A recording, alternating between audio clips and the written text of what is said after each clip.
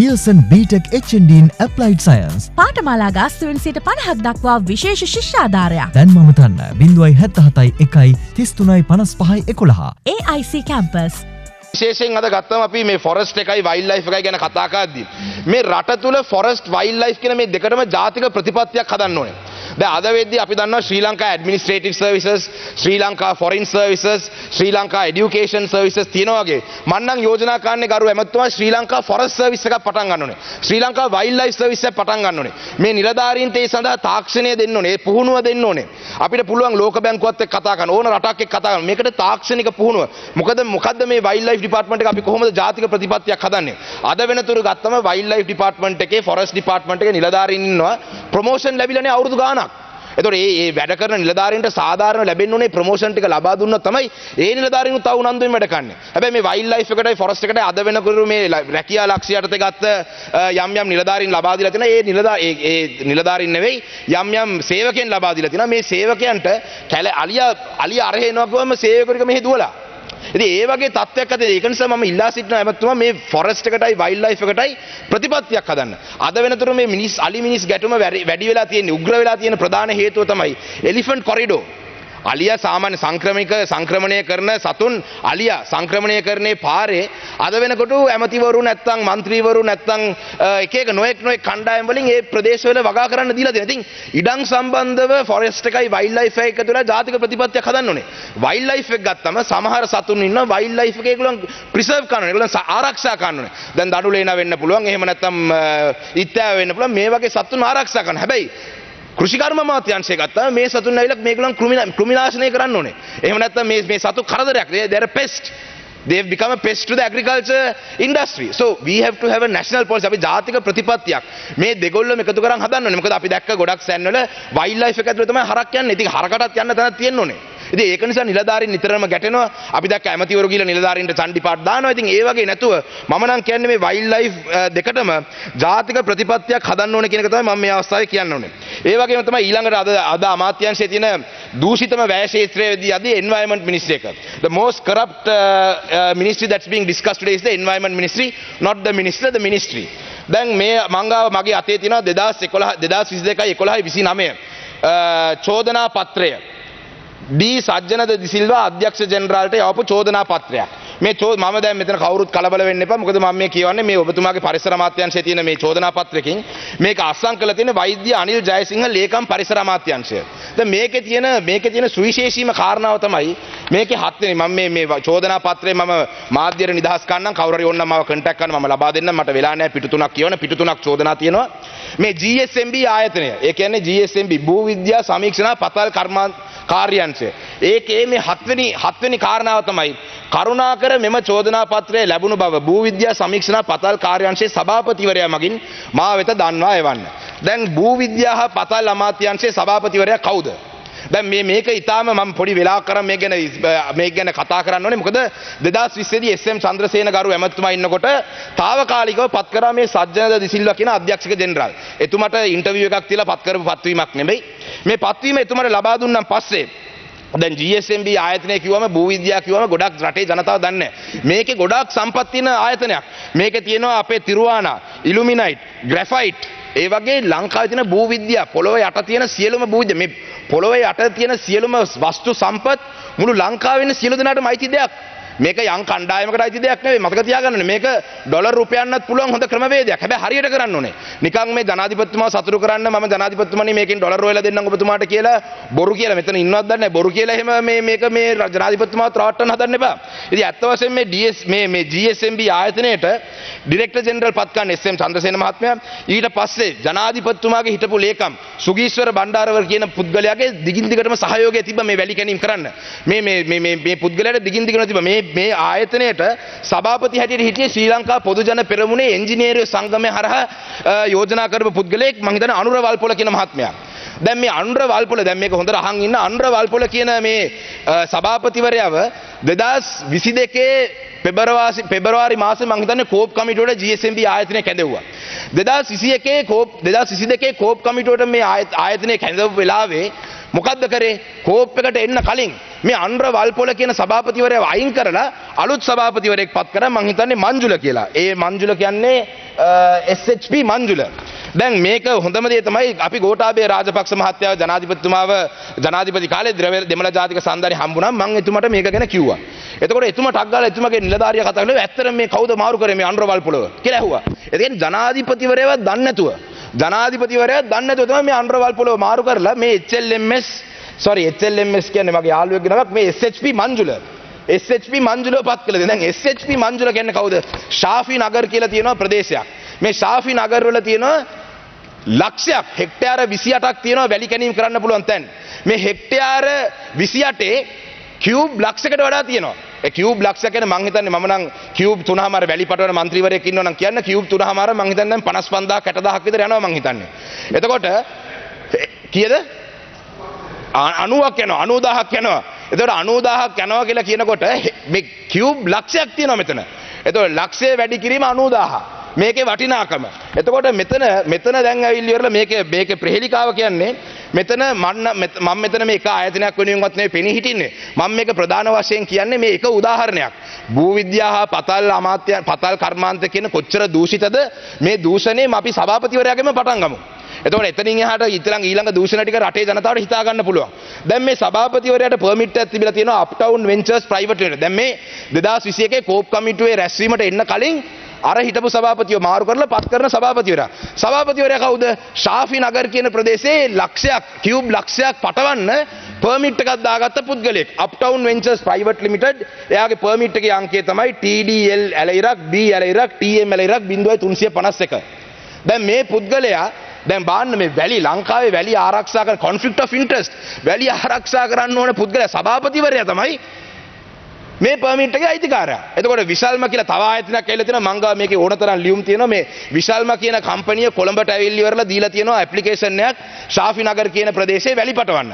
එතකොට කොහොම හරි එතකොට කොළඹ අමාත්‍යාංශයේ රැස්වීමේ ආපු ප්‍රොපෝසල් එක අරන් ගිහිල්ලා කවුරු හරි තිරිකුණාමලයේ දිස්ත්‍රික්කයට ගිහිල්ලා තිරිකුණාමලයේ දිස්ත්‍රික් කාර්යාලයෙන් ඒ ප්‍රොපෝසල් එකම දීලා තියෙනවා. එතකොට කොළඹින් අනුමැතිය ලැබෙන්න කලින් ප්‍රොපෝසල් එක හොරගම් කරා තව ප්‍රොපෝසල් එකක් දැම්මා. එතකොට ඒකේ හිටපු අධ්‍යක්ෂකවරියක් කියලා තියෙනවා එක ප්‍රොපෝසල් එකක් සමීක්ෂණයට ලක් වෙනකොට තව ප්‍රොපෝසල් එකක් ගන්න එපා කියලා. කොහොම හරි මේක ගිහිල්ලා ඒ අධ්‍යක්ෂකවරියගේ දැනුමත් නැතුව මම මේ ඔක්කොම ලියකියවිලි එක කියන්නේ මගේ මේ මෙමෝ තියෙනවා ඕනනම් කවුරු හරි මාව චැලෙන්ජ් කරනවා නම් එන්න අපේ හිටපු ඇමතුමත් මෙතන ඉන්නවා විවාදයකට උනත් එන්න මං ගාව මේ සාක්ෂිත් එක මම කියන්නේ චැලෙන්ජ් කරනවා මම එන්න කියලා. අධ්‍යක්ෂකවරිය ලියුමක් කියලා තියෙනවා තිරුකුණාමලයේ ඉංජිනේරුවට මේක දෙන්න එපා. කොළඹ දැන් දැනට බලපත්‍රයක් තියෙනවා. අධ්‍යක්ෂකවරියගේ දැනුමත් වීමක් නැතුව මෙන්න මේ පර්මිට් එක දීලා. දැන් එතකොට අප්ටවුන් වෙන්චර්ස් ආයතනයේ ලංකාවේ අද GSMB ආයතනයේ සභාපතිවරයා මේ HMS මංජුල කියන පුද්ගලයා තමයි සභාපති. එයාගේ නමට තමයි අප්ටවුන් වෙන්චර්ස් තියෙන්නේ. අප්ටවුන් වෙන්චර්ස් එකට පර්මිට් එක අරගෙන. එතකොට කෝප් කමිටුවේ රැස්වීමට ඇවිල්ලා එයා කිව්වා නෑ මම දැන් අප්ටවුන් වෙන්චර්ස් එකේ නෑ. මම මේකේ අධ්‍යක්ෂක මණ්ඩලයෙන් ඉවත් වුණා. දැන් එයා අධ්‍යක්ෂක මණ්ඩලයෙන් ඉවත් වුණාට ඊළඟ පර්මිට් එක තියෙනවා මෙතන වැලි ගොඩ දාන එකක්.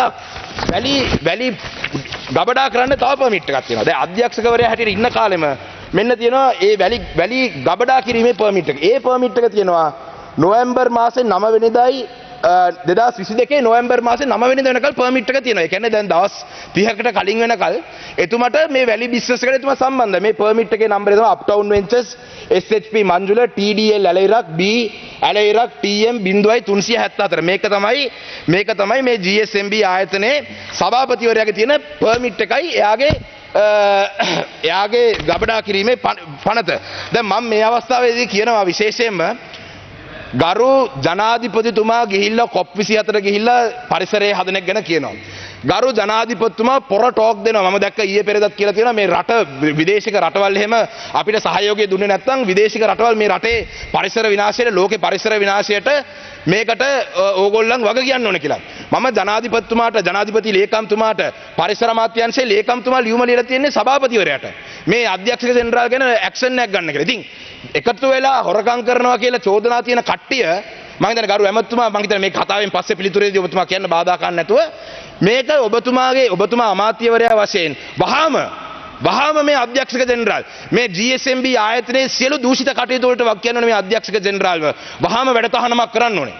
මොකද මේ චෝදනා පත්‍රය ලේකම්තුමාගේ තියෙන්නේ. එහෙම ඔබතුමාලා කරන්නේ නැත්නම් ඔබතුමාලාට මම දවස් 15ක විතර කාලයක් දෙන්නම්. ඔබතුමාලා එහෙම කරන්නේ නැත්නම් මම කතා කරන international press meet එකක්. I will call for an international press conference and I will tell the world that His Excellency the President has been threatening the countries around the world that if they don't cooperate with environmental climate change in the world and doesn't help South Asia, that they will have to be held responsible for all this destruction. I will have a press meet. I will have an international press meet. මම ජාත්‍යන්තර මාධ්‍ය සාකච්ඡාවක් කළා කියනවා ලෝකේ රටවල් වලට ජනාධිපතිතුමා චණ්ඩිපාත් දාන ගමන් ලංකාවේ පරිසර අමාත්‍යාංශයේ පරිසර ලේකම්තුමාගේ නියෝගයක්වත් මේ රටේ ක්‍රියාත්මක වෙන්නේ නැහැ කියලා. ඉතින් වහාම මේ HMS මංජුල කියන සභාපතිවරයා වහාම වැඩතහනම් කරන්න ඕනේ. වහාම මේ අධ්‍යක්ෂක ජෙනරාල්වරයාට පරීක්ෂණයක් පටන් ගන්න ඕනේ. මං ගාව මේ ආධාර ඔක්කොම සාක්ෂිත් එක තමයි මම මේ අවස්ථාවේ ඉල්ල තියෙන. ඒක නිසා මම ඊටාම සතුටු වෙනවා කවුරුත් මේක ගැන මට කරදරයක්වත් කරපු නැති එක ගැන. මොකද මේක ඇත්ත බව සියලු දෙනාම දන්නවා. මේ පාර්ලිමේන්තුවේ මම මේක කියන්නේ මේ පාර්ලිමේන්තුවේ മന്ത്രിවරු ගොඩක් අයට පර්මිට් තියෙනවා. ඒකේ ගැටලුවක් නැහැ. පර්මිට් තියෙනවා. හැබැයි මම කියන්නේ මේ දූෂණේ මට පල්ලෙහා ඉඳන් උඩට යනවට වඩා උඩ ඉඳන් පල්ලෙහාට යන එක ලේසි. දැන් සභාපතිතුමාම කරප්ට් නම් කොහෙද ඉතින් ආයේ නිලධාරීන් ගැන කතා කරන්නේ? ඒක නිසා මම වැඩි වශයෙන් මේ සබ්ජෙක්ට් එක ගැන මම අද කතා කරන්න බලාපොරොත්තු වෙන්නේ නැහැ. ඊළඟට අද තව සබ්ජෙක්ට් එකක් තියෙනවා Ministry of Tourism and Land. I wish Honorable Harin Fernando was here a little while ago. Now Honorable Harin Fernando, if you are in your office, you must understand that the Ministry of Tourism and Land is a large subject. There's a lot of things to be said. But in the Ministry of Lands, Honorable Fernando, I have brought to your attention about the large amounts of corruption that happens within the land ministry. And just like how I would like Honorable Nazir Ahmed to take action with the environment ministry, I would expect you to take action with the land ministry as well. Because the land ministry is one of the most corrupt ministries as well. At the same time, I saw a meeting. මම දැක්ක ඊයේ පෙරේදා මේ ජනාධිපතිතුමා මේ මඩකලපුව දිස්ත්‍රික්කයේ tourism සංවර්ධනය කරන්න රැස්වීමක් තියලා තියෙනවා ජනාධිපති ලේකම් කාර්යාලයේ. ඔබතුමාව මම ඒකේ දැක්කේ නැහැ. ඒතුමා කියලා තියෙනවා මං හිතන්නේ තිරුකුණාමලේ බෝඩර් එකේ ඉඳන් මඩකලපුවේ අනිත් පැත්තේ බෝඩර් වෙනකල් ඉඩම් හඳුනාගෙන මේ ඉඩම් හරහා අපි ඇවිල්ලා ටුවරිසම් කරන්න යනවා කියලා. දැන් ඇත්තටම මඩකලපුවේ දැනට තියෙන හොටෙල් වලත් සංචාරකයෝ ඉන්නේ නැහැ. පාසිකුඩාවල තියෙන හොටෙල් භාගයට භාගයක් හිස්. මඩකලපුවට සුද්දෙක් මම සුදු හමක් දැකලා නැහැ මං අර. මම තමයි මඩකලපුවේ ඉන්න සුද්දා. ඉතින් එතනින් එහාට මඩකලපුව දිස්ත්‍රික්කයේ ටුවරිසම් හදන්න මේ ඉඩම් හඳුනාගෙන මේ ඉඩම් බෙදෙන වැඩපිළිවෙලක් ආරම්භ කරන්න ඕනේ නැහැ. පහුගිය කාලෙත් මෙහෙම තමයි ඉඩම් හඳුනාගෙන පාසිකුඩාවල තියෙන ඉඩම් ටික ඔක්කොම කෑලි කර දිවලා ඇමතිවරුන්ටයි ඇමතිවරුන්ගේ යාළුවන්ටයි ලොකු ව්‍යාපාරිකයන්ට තමයි ලබා දුන්නේ. ඒක නිසා මම මේ අවස්ථාවේ ඉල්ලා සිටින්නේ මඩකලපුව දිස්ත්‍රික්කයේ ටුවරිසම් සම්බන්ධව ඕන වැඩපිළිවෙලක් කරන ගරු ජනාධිපතිතුමනි ආණ්ඩු පක්ෂ විපක්ෂ කියලා බලන්න එපා. අපිටත් කතා කරන්න අපි ඔබතුමාට සත්‍ය තොරතුරු ලබා දෙන්නම්. Also on the Ministry of Tourism in terms of policy, Honorable Fernando, the type of tourists that we should look to attract are much different to the countries like Thailand. Because in Sri Lanka we don't want a large volume of, we don't want millions of tourists to come and destroy the beauty of this country. So we need to go one step above. We need to attract tourists to spend money. දැන් අද වෙනකොට අපේ රටට සුද්ධ සමහර එනවා දවසටම සුද්ධ වියදම් කරන්නේ ඩොලර් 10යි.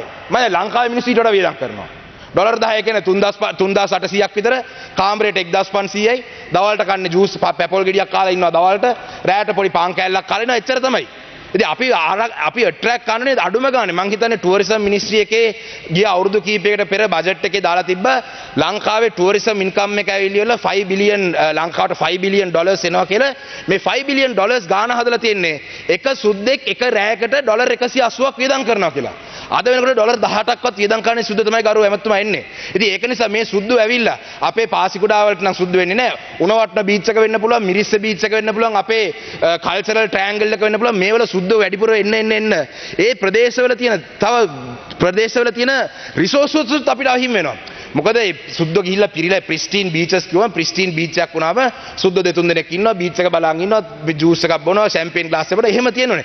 මේ සුද්දෝ 1000ක් විතර බීච් පාටි දාලා ඉවරලා මේ ඩොලර් 10 දවසට වියදම් කරන සුද්දන්ගෙන් එහා ගිහිල්ලා I understand දැනට තියෙන තත්ත්වය අනුව එන ඕන සුද්දෙක් අපිට ඩොලර් අවශ්‍යයි. හැබැයි ඔබතුමාගේ අමාත්‍යාංශය හරහා ඉදිරි අනාගතයේදී මම නම් කියන්නේ මේ ක්වොලිටි එක වැඩි සුද්දෝ පොඩ්ඩක් ක්වොලිටි එකකින් වැඩි වෙච්ච සුද්දෝ අපිට මේ ලංකාවට ආකර්ෂණය කරගන්න පුළුවන් නම් මං හිතන්නේ ඒක ඉතාමත්ම රටට ඉදිරි අනාගතේ බුටික් හොටෙල්ස් එකක් අපි හදන්න ඕනේ. දැනට තියෙන බුටික් හොටෙල්ස් වලට අපි සපෝට් කරන්න ඕනේ. මං කියන්නේ මම කියන්නේ නෑ අපේ මේ බෑක්පැකර්ස්ලා ගේන්න එපා කියලා. හැබැයි දැනට එහෙම කමක් නැති වුණත් ඉදිරි අනාගතයේදී පොලිසි එකක් වශයෙන් we should look at attracting more and more we should look at attracting more and more tourists who spend a little bit more money than we expect. ඒ වගේම තමයි මම මේ අවස්ථාවේදී කැමති කියන්නේ මේ වෙරිටේ ආයතනයෙන් කරලා තියෙනවා රිසර්ච් එකක් හුස්ම ගත්තට කමක් නැද්ද තමයි ඒ රිසර්ච් එකේ නම. Is it okay to breathe? ස්වාසිප්පදක පරවැල්ලයා. හුස්ම ගත්තට කමක් නැහැ. ඒ කියන්නේ මේකෙන් කියලා තියෙන්නේ මේ ලංකාව අපි දක්වනවා ඩෙල්හි වගේ රටවල් වල මේ වායු දූෂණය, වාත දූෂණය වෙලා ඒ රටවල් වල හුස්ම ගන්න බැරි තත්ත්වයක් ඇවිල්ලා තියෙනවා. දවල් නිකන් ඉන්න වෙලාවටත් මාස්ක් දාගෙන යන්න ඕන තත්ත්වයක් ඇවිල්ලා තියෙනවා මේ වගේ රටවල. ඉතින් ලංකාවත් වැඩි දුර නැහැ. ලංකාවත් වැඩි දුර නැහැ. ඉතින් ගොඩක් අය මේ සර්ප්‍රයිස් වෙයි. මේකේ ගිහිල්ලා බැලුවොත් එහෙම මේකේ තියෙනවා වෙබ්සයිට් එකක් airquality.lk. මේ ආයතනයෙන් කරලා තියෙන රිසර්ච් එකක් ලංකාව පුරාම සෙන්සර්ස් දාලා මේ සෙන්සර්ස් හරහා ලංකාවේ තියෙන මේ වාතයේ තියෙන මේ එන්වයරන්මන්ට් මිනිස්ට්‍රි එකට අදාළ නිසා කියන්නේ වාතයේ තියෙන the quality of our air. So research has been done. I would like to urge the minister in charge of environment to invite Verite and to take this project forward or to support this project to give awareness to this country about the environment, the air pollution in this country. Thing මේක ගැන කියනකොට සමහර කෙනෙක්ලෝ නෑ මේ වාත දූෂණය අපිට නම් බලපාන්නේ නෑ අපිට මොකද්ද ඔක තව කල් තියෙනවනේ කියලා. හැබැයි අද වෙනතුරු අපි ගෑස් භාවිතා කරපු රටක් මේ රටේ තියෙන ආර්ථික ප්‍රශ්න නිසා ආපහු දරලිපට ගිහිල්ලා තියෙනවා. අද ගොඩක් රටේ ජනතාව උයන්නේ දරලිපෙන්. මොකද ගෑස් සිලින්ඩරයක් සල්ලි දීලා ගන්න බෑ.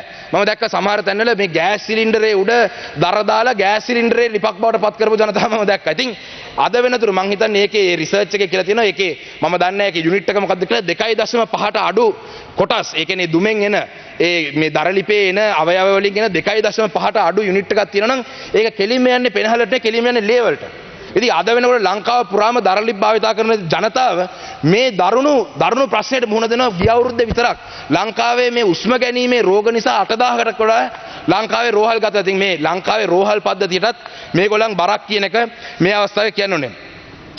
Finally, as the country is facing a massive issue right now with our debt, the debt restructuring process should be a prime objective. We are debating about a budget where some of the balances are very, very, very minimal. We have other ways that we will talk to you in the future about how the government can increase its revenue. But right now, for the country, the priority is to get the IMF bailout package or the IMF staff level agreement or this $2.9 billion that the IMF program will give us. This should be this country's priority. So whilst we do that, Honorable Minister in charge of Environment, there is a system where the government of Sri Lanka can apply for green bonds. Now these green bonds are directly related to our environment impact on this country. So these green bonds could be sometimes if we reduce our air pollution, we can get a lower percentage of interest on these bonds. You see, so there are a lot of things that we can do based on the Environment Ministry. So, Honorable Minister, you better take action against the GSMB because otherwise we will not have access to green bonds. At the same time, the balancers. Now, overall, the Ministry of Environment, Ministry of Wildlife, and ඒ වගේම තව එකක් කියනවා සත්ව උද්‍යානයේ ඉන්න සත්තුන්ටත් මේ පාර කන්න නැහැ. මුළු ලංකාවටම ඉන්ෆ්ලේෂන් සත්ව උද්‍යානයේ ඉන්න සත්තුන්ට දෙන කෑම වලට විතරක් ඉන්ෆ්ලේෂන් නැහැ. ඒ සත්වයන්ගේ කෑමත් පොඩ්ඩක් වැඩි කරන්න. But overall, this year 2022 to 23 overall all the balances that we are discussing today, primarily they are related to the environment, forest and forest conservation, have reduced from 6.8 billion to 5.8 billion. So Honorable State Minister for Finance is here. I think the IMF program also helps the country if there is money allocated to the environment. They do not expect the government to cut down on expenditure related to the environment. I think there is a clause, there is an unwritten law there. When the IMF wants the government to cut down on the expenditure, they don't necessarily expect the government to cut down on expenditure related to environment. Because indirectly, the entire world has a responsibility towards environment protection. So I would like to urge the Minister in charge for Environment, please, and Honorable State Minister for Finance is also here, please look at this, look at how we can increase our allocation to the Environment Ministry, because that will not necessarily have to be deducted from a national budget. So having said that, you see there is a Honorable Presiding Officer, there is a massive concern that I have. Very recently I spoke in Parliament. I spoke in Parliament about China not willing to restructure the debt within this country. Now there is a serious concern, Honorable Member, you have 3 minutes. Honorable Member, I have 4 minutes because anyway. Now there is a serious concern because I was exercising the sovereignty of our people within this house, in this assembly. The sovereignty of the people of this country. Now it's a very serious matter that the Chinese embassy's Twitter handle is commenting on matters that relate to this country's sovereignty. In this chamber, in this house when I speak, I am speaking on behalf of the people of Sri Lanka. I am not speaking on behalf of any embassy or any other country per se. But the Chinese embassy repeatedly tagging me on Twitter, is a serious concern about this country's sovereignty. What does the Chinese embassy have to do with matters that are discussed within this chamber? I have the privilege to speak in this house. What is the Chinese embassy's business to speak inside, take my comments and speak about them on Twitter? Now, if you want a war, if you want a Twitter war, China embassy page, I am ready for a Twitter war, but I just don't have time.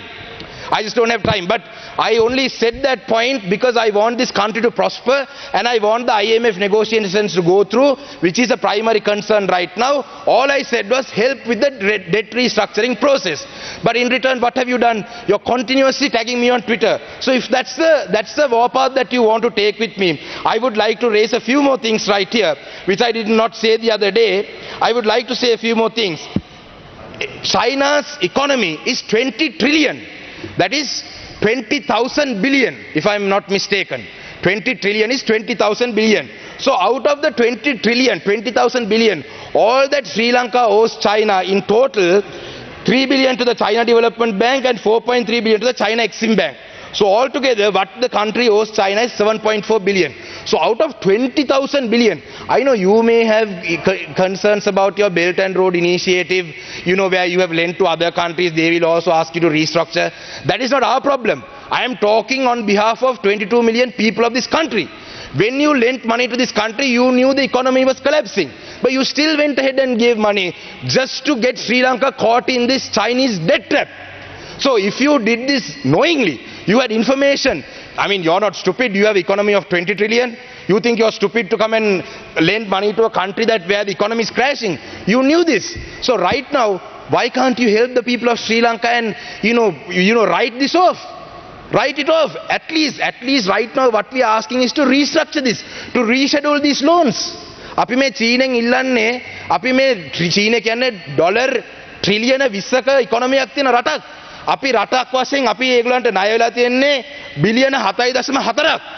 මේ ට්‍රිලියන 20ක් තියෙන බිලියන 20000ක් තියෙන චීනය ඇත්තටම ලංකාවේ යාළුවා නම් මේ අපි ඩීසල් ලීටර් මිලියන 9ක් දෙනවා, හාල් ලක්ෂ කිලෝ 5ක් දෙනවනේ. ඕව නෙවෙයි ඇත්ත උදව් කියන්නේ. එක්කෝ මේ ණය මුළුමනින්ම කපා හරින්න. අපි ණය මුළුමනින්ම කපා හරින්න නැත්නම් අපි මේ ප්‍රතිව්‍යුහගත කරන්න කියලා ඉල්ලන්නේ. ඒකට හරි උදව් කරන්න. ගෞරව මන්ත්‍රීතුමා කාලය අවසන් කරනවා. මම අවසන් කරනවා. අවසාන වශයෙන් කියන්නේ, as Sri Lankans, 22 million people, we might be divided on ethnicity and religion and all that. But when it comes to Sri Lanka, we will all unite together. As 22 million Sri Lankans, we will unite together. That's what we did. Gota Go Home was something that all Sri Lanka united to do. But if the Chinese embassy and the Chinese government continuously not work towards the benefit of the Sri Lankan people, if the Chinese government and the embassy don't look after the interests of the people by restructuring this debt, I would like to warn the Chinese, there will be a China Go Home soon and I will lead it. මේ රටේ මම චීන රජයටයි චීන එම්බසිකටයි කියන්නේ මිලියන 22ක් ශ්‍රී ලාංකීය ජනතාව අපි අපේ ජාති ආගම් අනුව අපි වෙනස් වෙලා ඉන්න පුළුවන්, අපි බෙදිලා ඉන්න පුළුවන්. හැබැයි අවසන් කරනවා. හැබැයි මිලියන 22ක් ශ්‍රී ලංකාවේ ජනතාවගේ අනාගතය වෙනුවෙන් අපි සියලු දෙනාම ජාති ආගම් භේද වලින් තොරව go home ගෝට කියලා අපි එකතු වුණා වගේ චයිනා go home කියලා එකතු වෙන තැනට අපි තල්ලු ගන්න එපා කියලා මම කියලා මගේ කතාව අවසන් කරා. බොහොම ස්තුතියි. හර්ෂ සිල්වා මැතිතුමා. While I respect the views of the Honourable Member of Parliament and while he has all the right to express his view, I don't think we should take a position as such to say somebody will lead a China Go Home. We have to work with all countries. It's not a point of order. I agree with you that we need to work with the Chinese and the Indians. Not a point of order. Not a point of order. What's point of order? No. It's an important matter. All what I'm saying is, Honourable Member, let us work together. But I don't think we should be so harsh So let's work a solution. Let's work a solution. okay. That's all. Honorable මොකද්ද point of order එක? නම කියවනේ එතුමා ඔබතුමාගේ නම සඳහන් කරේ නැහැ. ඔබතුමාගේ අදහස පළ කරේ. මේක රටේ ජනතාව බලාගෙන ඉන්නවා විනාඩියක් දෙන්න මේක බරපතල කතාවක් එතුමා කිව්වේ. නෑ ඔබතුමා විවාදයකට යන්න එපා. කාලය මේ වෙලාව දෙන්න විනාඩිය මම විනාඩියයි. ඔබතුමාට වැඩිපුරත් එක විනාඩියක් දීලා තියෙනවා. ඔබතුමාට කාලය ඉක්ම ගෙල්ද ඔබතුමාගේ නම සඳහන් කරේ නැහැ. ඒක point of order එකක් නෙවෙයි. Honorable දිලීපන් මන්තුමා ඔබතුමාට විනාඩි 9ක කාලයක් තියෙනවා.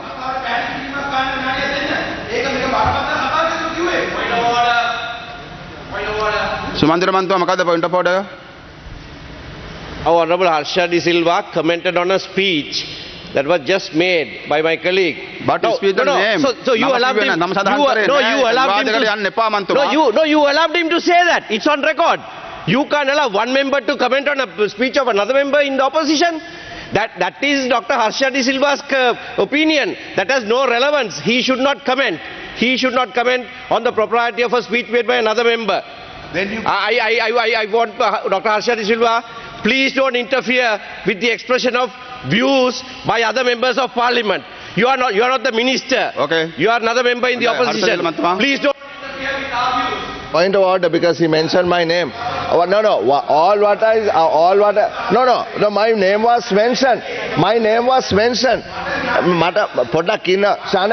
Honorable member, just I'll let you speak because my name was. Harshil Mattama විවාදයකට යන්න එපා. සානක රාජමාණික මැත්තෝ ඔබතුමා. No, my name was mentioned. මම කියන්නේ මේකයි. මම කිව්වා ඕන කෙනෙක්ට අයිතිය තියෙන ඕන කතාවක් කියන්න. මම එතුමාගේ අයිතිය පිළිබඳව නෙමෙයි කතා කරන්නේ. මම කතා කරන්නේ රටවල් දෙකක් අතර තියෙන සම්බන්ධතාවයක් පිළිබඳව. එච්චරයි. මම අයිතිය පිළිබඳව නෙමෙයි කතා කරන්නේ. එතුමාට අයිතිය තියෙන Shanaka මන්තුමා. What a point of order. Mokadda point of order. Point of order is it's totally out of order for honorable member to be commenting like this. That is totally out of order. That is the point of order that I am raising. Dr. Harsha, you're entitled to your opinion. Right, Honorable Harsha De Silva, you are entitled to your opinion. I express my views in this house. Now, the SJB or the JVP or the SLP or the SLFP might not want to get on the wrong side of China because you all probably want to come back into power, stay in power. But for us, we respect the country's citizens' values. අපි මේ රටේ ජනතාව වෙනුවෙන් කතා කරන්නේ සමගි ජන බලවේගද පොහොට්ටුවද ශ්‍රී ලංකාවේ පක්ෂයේ ජනතාව විමුක්තිමනද ඕගොල්ලන්ගේ දේශපාලන අපිට නැහැ රටේ ජනතාව වෙනුවෙන් මම කතා කරන්නේ. තිලිපන් මන්තුමා ඔබතුමාට විනාඩි